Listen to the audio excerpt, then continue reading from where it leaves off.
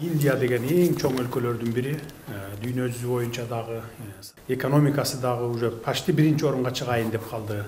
Ошондуктан ушундай чоң өлкөгө сизди ишеним артып мен жөнөтүп атамын. Анан кийин ишеничти актайт деп ишенемин. Тажрыйбаңыз бар өзүңүздүн, жетиштүү деп ойлоймун да. Ошон үчүн ушул чоң өлкөгө жиберип атабыз. Анан мен баягы элчи болдум, дипломат болдум деп эле илгерки баягы Союз мезгилиндегидей устол кучактап алып эле анан бир айда бир 4-5 кагаз жөнөтүп коюп эле анан кийин отурбаш керек. Күнү түнү дебей иштеш керек. Өзүңүздүн кол астыңыздагылардын бардыгын иштетип турушуңуз керек. Тапшырмаларды берип турушуңуз керек. Саат сайын, күн сайын дегендей. Анан кийин эң негизги максатыңар баягы албетте биринчи милдетиңер бул дипломатиялык карым катнаштын алдыга жылдырып, жогорку деңгээлге чыгарыш. Экинчи милдетиңер бар бул эң негизги милдеттердин бири бул дагы инвестиция тартыш. Биздин өлкөгө кандай инвесторлорду алып келсеңер болот. Аякта билесиңер бай адамдар көп, миллиардерлер көп, атагы чыккан. Анан ошолордон алып келип биз менен эки өлкөнүн ортосунда кандай инвестиция салып бизге мисалы кайсы тармакта өйдө жогорку деңгээлге чыга турган мындай крупный инвестицияларды тартышыңар керек. Мына бизде ошол эң негизги инвесторлор кимдер бизде? Европа өлкөлөрүнөн келип атат азыр. Эң негизгиси мына Кытай, Индия, Россия. Бизде азыркы болуп аткан. Европа өлкөлөрүнөн да тартышыбыз керек. Ошондуктан биз көп жерлерге ушундай тапшырмалар менен жөнөтүп атабыз. Сизге да ушундай тапшырма берилет. Ошол тапшырманы так, убагында, анан тез аткарышыңар керек. Министрликтерди кыдырып жүрөм. Bizde bilim берүү, саламаттык сактоо, транспорт, алардын кандай Индияда көйгөйлөрү бар. Анан ошого жараша мен алардын кандай мага тапшырмалар болот же талаптар болот, аларды жылдырганын. Ошону мен мына биз тышкы саясат бөлүмү менен сүйлөштүм. Тышкы иштер министри менен да жолугуп сүйлөштүм.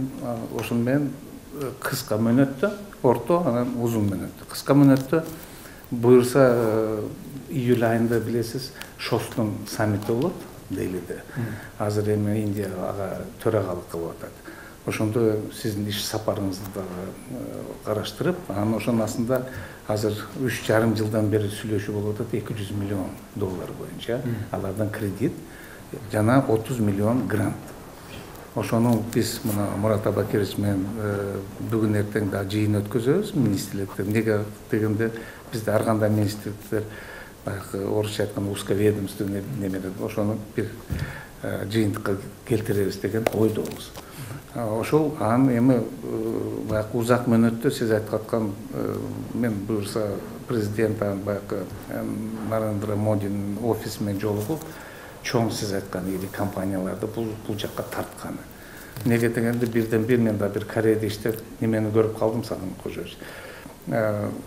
Чыныгы инвестиция кылам дегендер бир, анын жөнүндө калп эле сөз кылгандар да көп болот экен.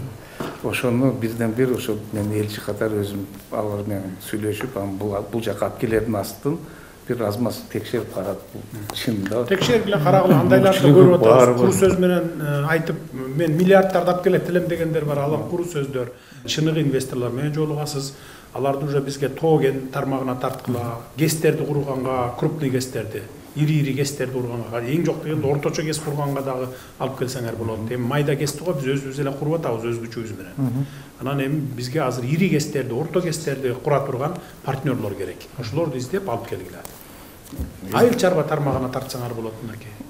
Анан продукцияны ошол жака экспорттоп турууга, бирдей пайдалуу келген иштерди да карагыла, ошолорду тарткыла, ушунун үстүндө иштегиле. Түшүндүм.